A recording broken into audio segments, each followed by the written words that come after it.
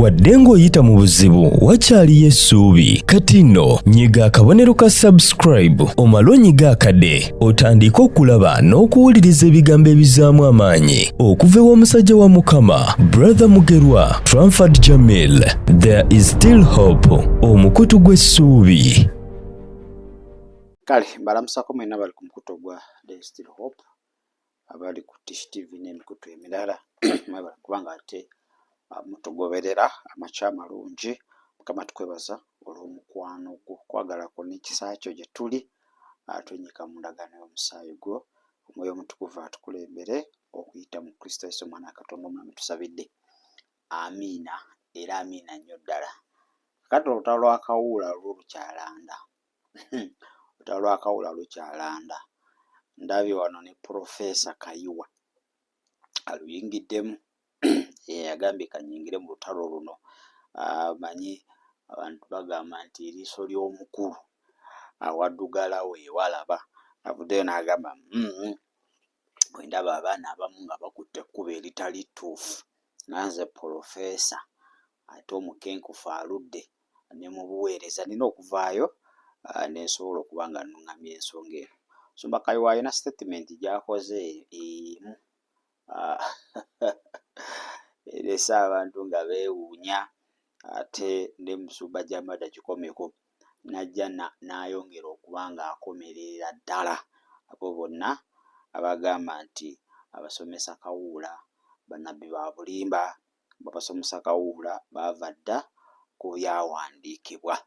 Kale kakati kasooke nkuwe Omusumba Jamada Musumba Kayiwa Simeon ate ne Jamada Kikomeko nga bakulambula ensonga bagamba nti buli musumba yenna avaayo n'alwanyisa musumba munne. Abo bonna abavaayo abalwanyisa mu Pastor Tom bonna baliko eddogo era beetaaga genda Mutundwe babagubeko eddogo.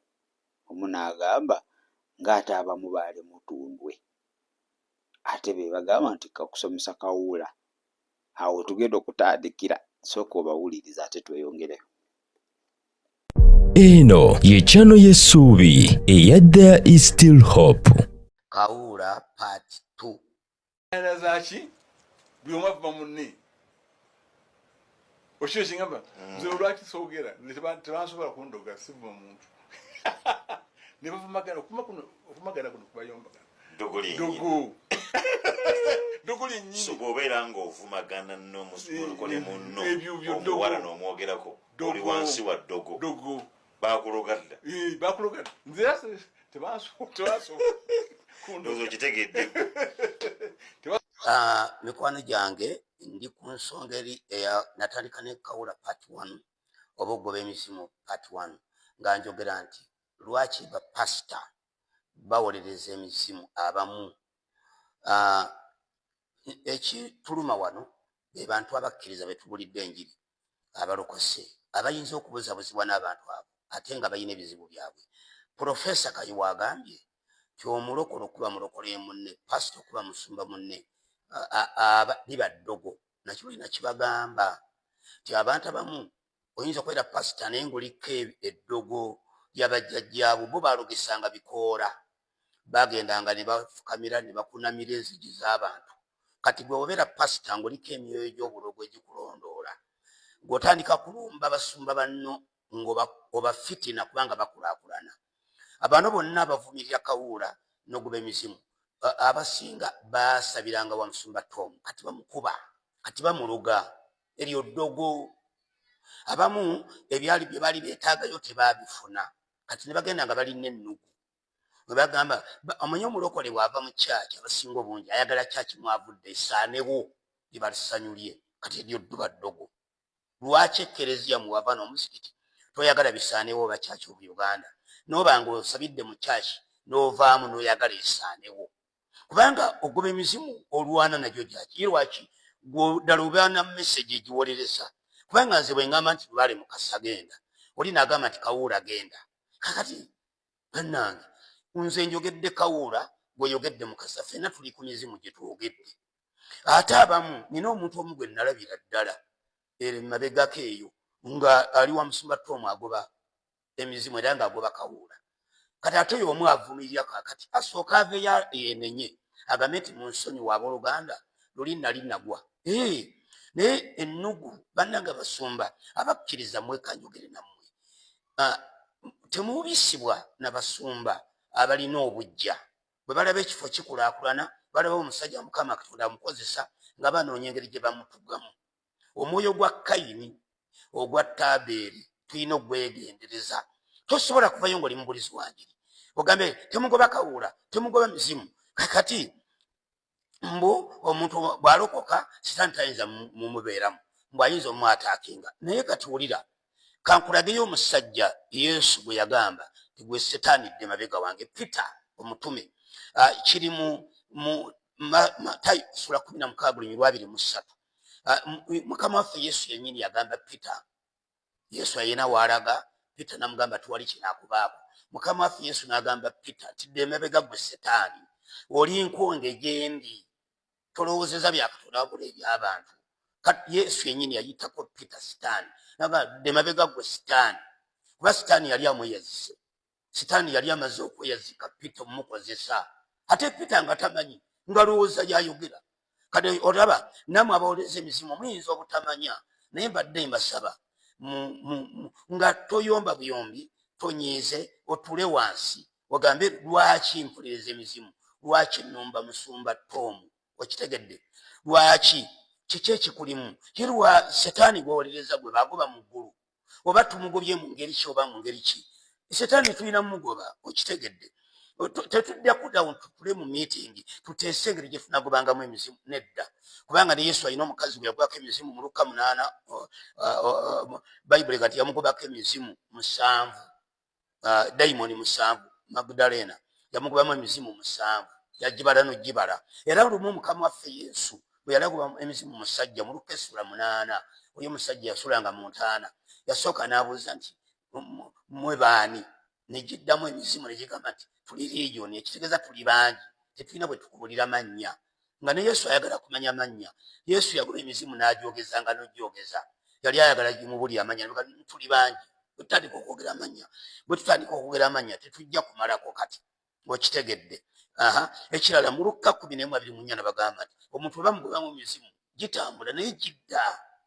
Kyobalaba tetuteekwa kulekayo ogoba mizimu. Kuba ne Peter yatulabula kati omulabi wammwe Sitaani. Omulabi wammwe Sitaani mu Petero ekisooka sura 5:8-9. Peter yatubulya nti omulabi waffe si Tomu, si gundi, si Pasita Tomu oba omulala yenna, naye omulabi waffe Sitaani. Kakati gwe batugambye omulabi waffe, ate gwe lwaki omuwuliriza? Lwaki kikuluma nga tugoba omulabi waffe? Ne bw'osanga ng'omuntu kukubo nga gw'emizimu, ne bw'agigoba mu muti tolina buzibu bwe tambula. Lwaki ogiwolereza? Lwaki oyagala obeere nga kale tunadda nja kudda ne Kawuula part 3 njogere ku baana ate abagamba lwaki basomesa bwe bintu biva emabega ne bikulondoola. Tulabe mu byawandiikibwa ebitukuvu mu ndagaano empya n'enkadde, tulabe. Mukama abampere omukisa, nkomawo nja kudda ne Kawuula part 3. Kale ndowooza omusumba Simeon Kayuwa omuwulidde, ate n'omusumba Jamaada Kikomeko naye omuwulidde ensonga zaabwe, engeri ze bakoze ki, engeri ate gye bazisenzese. Kati omusumba bagamba nti ekyewuunyisa nti mwabo abalwanyi abagamba nti Kawuula mubi mwe muli abaaliyo emutundu eyo, baali baweereza baayo, naye abamu balina ebigendererwa ebyabwe ne bitatuukirira ne bavaayo, kati bakikola mu mutima mubi. Abamu banoonya kumanyika, bakwata mbu mu masannyalaze eyo 3 phase mbu bakubeekubemuko, nabo batandika okuba nga bakola ki, bamanyika. Kale n'agamba woba nga waliko emutundu nga walina muweereza waayo, ate n'otandika obuweereza Samuel, ate n'otandika okugamba Kawuula mubi, kitegeeza naawe oliko ekikyamu, olina kusooka kuddamu kwenenya, kubanga gye wali nga gy'oweerereza kale ate ogamba otya mu ssaawa zino bw'ovaayo ogamba ate biri bibi nga ate biwalimu.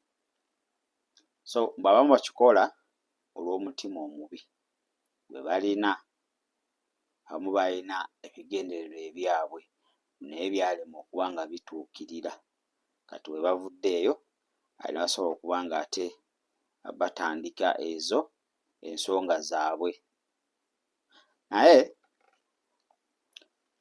Musumba Kayibagaya tebasobola kumuloga, nkyova ye asirika. Buli musumba avaayo n'atandika okulwanagana ne munne muloge. Buli pasita gw'olaba ng'alwanagana ne munne bw'aliko eddogo sadida lirina ne power bank, kyova mbu yabeereyo ne yeesirikira n'abanga ataliiyo, n'abalaba bulabe abaliko eddogo eribawalampa ku mitwe ne bawalampa bannaabwe. Naye omusumba atali muloge tasobola kuddawo n'awalampa munne. Bwe abamu baloge naye nga tebamanyi. Abasumba abamu baliko emizimu, emisambu, ebyokoola n'amayembe, naye tebamanyi. Kati bibatemba kujjoba ne batandika okukola bye batasaanidde kuba nga bakola. Omusumba Jamanda alina kyayogeddeko mu Matayo 16:23. Sitaani asobola okupozesinga omuntu oba asobola okusalawo n'awamba omuntu akaseera ako. Ekya Yesu yali abuuza kummwe waliwo abagenda okundyamu olukwe, Matayo 16:23. Simyoni Peetero n'agamba tekisoboka, n'amugamba ggwe Setaani dda emabega wange. Kitegeeza waliwo omuntu wadde muweereza w'asobola okwogerera naye ng'ebigambo by'ayogera si yeye, nga waliwo omuntu omulala ali mu ye. That is very possible. Kyova tukugamba nti obulokozi tobutunuuliza muntu. Oba otambula olugendo luno amaaso gabeere ku Kristo, kuba Sitaani talina bagenda kuwalampa Yesu amwogereremu. Naye Sitaani asobola okuwamba omusumba wo ne bw'oba yeetenda kuba n'amafuta genkana kati, kuba Sitaani tatya futa. Pasita asobola okwogera statements naawe n'oweewuunya n'ogaa naye ono pasita abaddeko ki nga si yeye. Kati ne Peetero kyamuliko.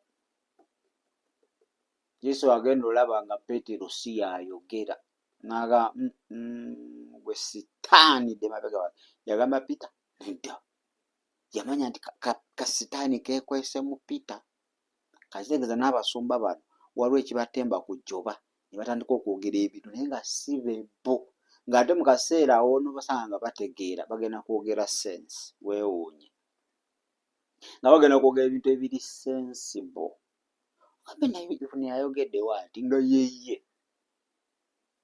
Okitegeera? So muganda wange, nze nkubuulira olwaleero luno, salawo otunuulire omutandisi era omukomekkereza w'olugendo olwo nga ye Yesu Kristo, si pasita. Pasita muveeko, Yesu Kristo. Okitegeera? Kati Musumba Jamanda agambye our enemy is the devil. Okusinziira ku ki? Peetero 1:5.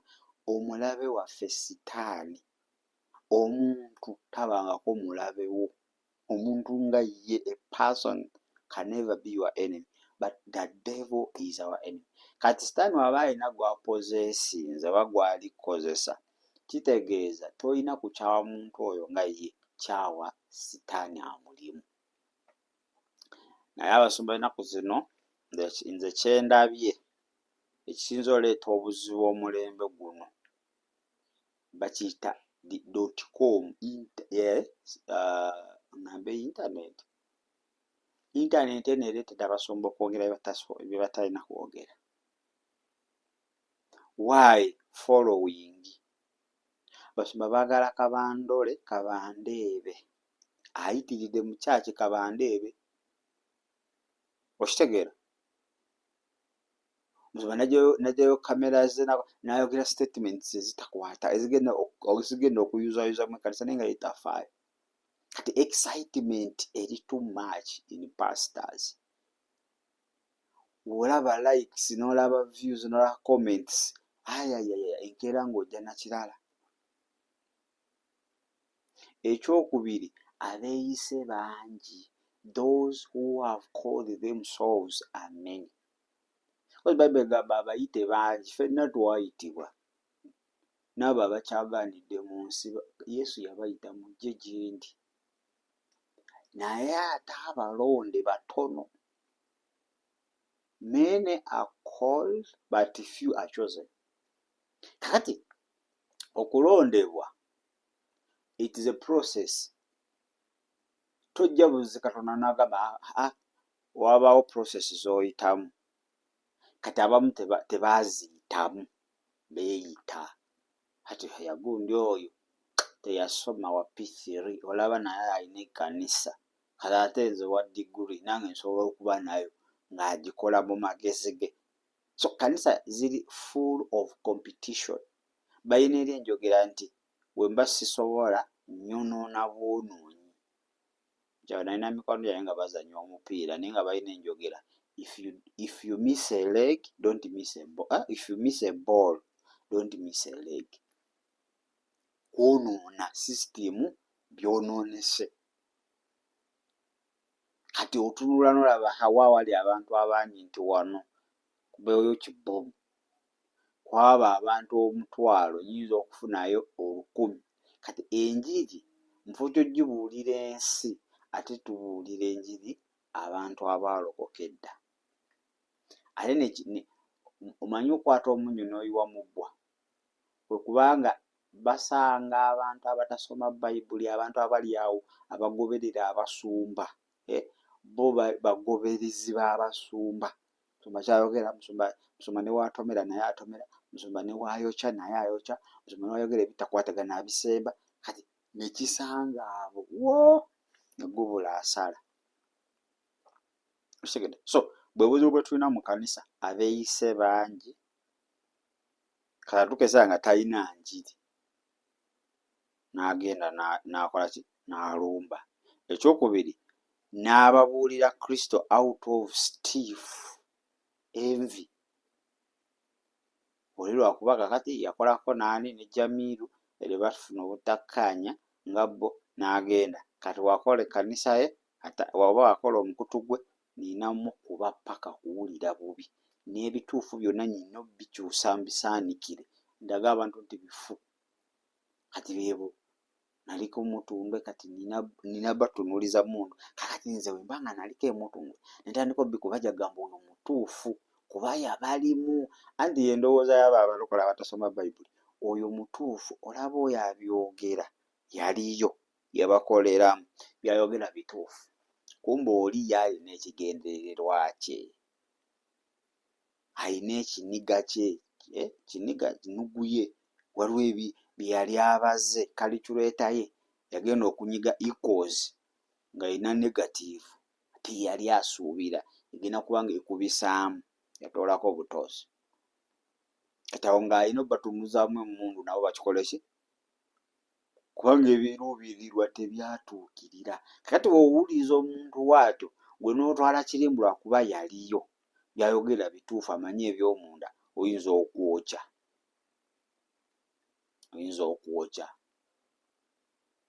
Okitegedde? So nze kuwadde ensonga zange, ndo social media ekyakozesa abantu era ensobi mpitirivu. Social media maama nze. Ate teri bantu basinga kukutomeza nga ba online. Bagenda ne bakupika oba bagenda ne bakufootola. Kati ofuna abakupika n'olowooza nti bituufu n'otomera. So social media tulina ogyegendereza ate tetulina givaako, waba tulina ogyegenderereza ddala Mwoyo Mutukuvu atukulembere. N'abeeyise bangi, n'abalina ebiruubirwa byabwe bangi. Kati ensonga ozitunuulira mu miteeko egy'enjawulo n'ozekenneenya n'ofuna ansa n'omanya lwaki these people are like this. Lwaki these people are against this doctrine. Kubanga Jamada akugambye Yesu emizimu yagyogezanga mwe baani ffe balijoni tuli bangi. Kale mbalagira ate omuntu waba n'agamba Katonda ng'amuwadde okubikkulirwa nti waliwo omwe gwe bayita Kawuula kubanga anaakunnyonnyola engeri Mukama gye yakimunnyonnyolamu. Why are you against? Babuuza ggwe. Nawe Mukama ajja kuwa okubikkulirwa okukwo. Naye zinaalisabye abasumba bave mu ntalo, tukole ekyatuleetesa ku nsi, the Great Commission. Tukole ekyatuleetesa ku nsi. Oba ng'olina enjigiriza omuntu ndowooza oba gy'atakkanya naawe oba gy'otakkanya naye, gendayo oleete ebyawandiikibwa naye aleete mubikube ku mmeeza. Bibeere ki? Kasamemme ka byawandiika. Ovuga naye Musumba enjiri eno ogibuulira. Musumba enjiri eno nga tetukyali mu bikolimo, nga tekawuula teri kawuula. Omuntu abeera mu Kristo, abeera kitonde kijja, byonna nga bigenze. Naye ofuuka kitonde kijja nga your minds have been renewed. Naye si kulokoka bulokozi n'olowooza nti it is automatic. Salvation is not automatic. Buno olugendo lw'obulokozi, it is not auto, it is manual. Ekintu ekiri manual kitegeeza nti olina oteekamu effort yo, olina paati yo nga ggwe gy'olina okuba ng'okola, ne Katonda n'akola eyiye. Tekiri auto nti kakase kasita wayatula ayi Yesu emizimu gigenda kukutya, ate awo wagizuukusa. Kasita wayatulawo oti n'egyali gyakuvaako nga gimanyi wasiraana, gijjira eri giri muwala gijyayo ginywa, kasita giraba ng'oli kutoloka, awo nga gigenda zuukusa n'egya emyaka 8, wuuno atutolokako nno waffe. Okitegeera? Kivala nti abantu bebalokoka embeera ate eyonooneka. Bambi abamu ne batteeyo nnowalirwa ne baddayo agamba naye sinalokoka byali kalekaleko, naye ate kati wenda okusa n'abanga agezaako eno nti neeri. Why? Nti Sitaani aba tayagala obutolokeko, kati kinaava mu kumalirirako. Era agenda siikuula buli mbeera yonna ekuviirako okuba ng'otendewalirwa n'odda emabega. Naye wali akayimba ke mutera oyimba, siridda wa? Siridda nyuma, siridda nyuma, siridda nyuma, ngenda maaso. N'akaana simanyi ambi ya Falaawo, mime okoka, sitalidde nyuma Misiri, naenda Kanaani. Kakati eyo determination teri automatic. Gwe okutuuka e Kanaani tekiri auto, manual. Era n'abaana ba Isirayiri bakitulagako, baatambula. That was a physical walk. Ate ffe gye tutambula spiritual. Kitegeeza nti nga bwe basisinkana ebizibu ebisoomooza bingi mu kkubo, naffe tugenda bisisinkana mu nsi ey'omwoyo. So getting saved is not a guarantee nti misamba gigenda kutya. It's not a guarantee. Kinaava ku ggwe. Kasita onookola ky'oteekeddwa okukola n'otuuka ku level nga gikulengerera eri ne gidduka, nga kawuula takyasobola kukulumba, simanyi generation curses tezikyakusobola. Naye oba olina okuba ng'olina ky'okoze ki? Ky'okoze nga ggwe paati yo. Okitegeera? Naye kakati nti jjukira omulembe guno, Pawulo agamba mu biro eby'oluvannyuma, okwagala kw'abangi kuliwola, abantu amatu gali basiiwa nga baagala njigiriza ezo zibeetaaga ezo ez'emizimu. Kati guno omulembe abantu ng'onoofuna ekkanisa ejjule, somesa enjiri eŋŋonvu. Ekibi kiyibikeko omubisi gw'enjuki okibaliise. Kitegeera? Enjiri gy'otagenda gamba muntu ti gwe wanokoze bubi kino kiba. Kola enjiri eri universal, ng'effe balinga omusamize, effe balinga omukatuliki, abali mu kibibi bonna nga basigala bakinyumirwa naye ng'ate bali bagamba bali mu Kristo, awo genda kujjuza. Kati gwe mulembe guno nti ate kati gw'olina kawuula nga wamugjawo. Wajjawo akawuula, walokoka kyaggwa, kati abantu be baagala. Walokoka kyakola kyaggwa. Ate gw'olina kaasi, ebibi byaffe byonna bifiira ku musalaba, ebikolimo byonna bifiira ku musalaba, kyaggwa. Kumbe waliwo okitegeera? So ndowooza buli mbuzi edde ku nkondo yaayo. Tukole ate tulina kwatira wamu by the way. Guno omulimu tulina kwatira wamu. Olwali tugaba ffenna we are one member. One body but different what? Members. Kigere, mutwe, luliiso, buli omu akole paati ye. Guno omubiri gusobole okuba nga gufuna buli kye gwetaaga. Bw'oba oli mukono, beera mukono. Nze kambeera ekigere, oli abeera eriiso, oli abeera ekutu, oli abeera mugongo, oli abeera enviiri, buli omu akole paati ye. Jalaba nga guno omubiri ŋŋambo gwa Kristo nga gutuuse aweetaagisa. Otherwise, kigere wa n'atandika ebibye, lubuto n'atandika ebibye, mukono n'atandika ebibye, tuyinza obutamalaako. Mukama bawa omukisa, gambayo Yesu, nkwebaza olw'obulamu bwange, mbukuwa obeere omulokozi era mukama waabwe. Saasire obutali butuukirivu bwange, nongose n'omusaayi gw'ontukuze okuyita mu Kristo Yesu omwana wa Katonda omwana tusabidde. Amiina era amiina ddala. Kale kaneetolemuko katono wenkomawo. Waliwo akatambi ke nalabye. Oba ono mutabani wa TB Joshua. Taba amufaanana nnyo. Njaga owuliza akatambi kano.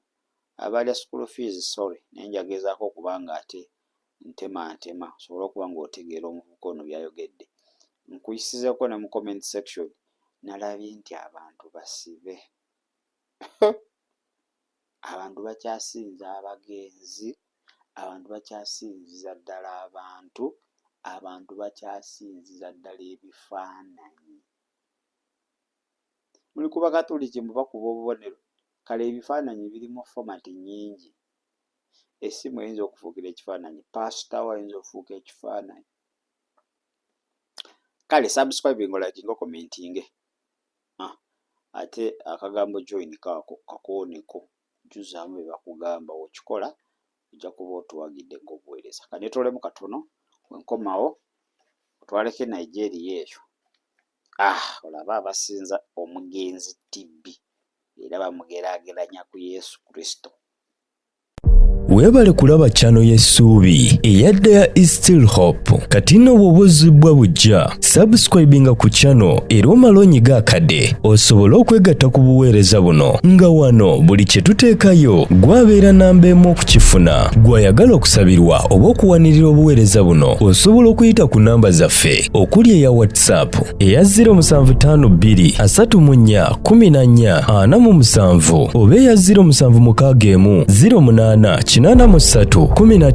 Osobola n'otufuna ku email eya tishtv74@gmail.com. There is still hope. Omukutu gw'essuubi.